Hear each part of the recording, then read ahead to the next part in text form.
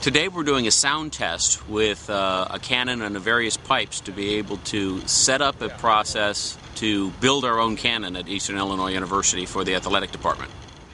I'll sound a little bit more off. All right.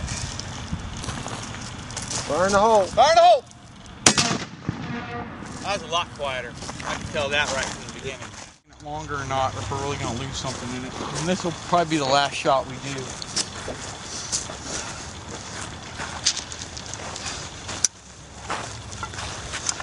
Now that'll have more back pressure. Yep. So you want to anchor it real good.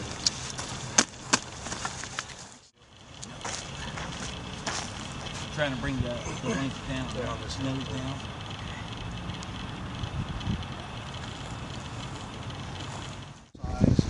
I don't see that carriage wheel being any higher than my head right now. I see it being like more like a wheel. As long as it looks good. I'm just going to come out and measure it. We decided to use different sizes of pipe, diameter and lengths, to see what the sound quality was. We were told that the smaller diameter would be closer to the sound of the actual cannon, and it turned out to be that way.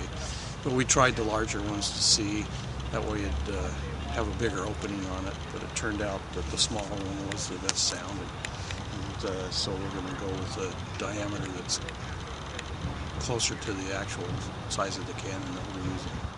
The fabrication class in the production lab in the School of Technology will be working on this project, and other students that are interested will be able to come in and help out with it. And so we'll be able to research different ways of making the actual cannon, and then getting it looking as close to an actual Civil War cannon as we can. We're looking at the first game next year, but we'll see with student schedules and everything. It's not like we can plan that everything's going to go smoothly. We're just still in the research portion of it, seeing how things will work. And they have to get all the parts together and everything. So that's kind of our goal, but we'll see how everything works out.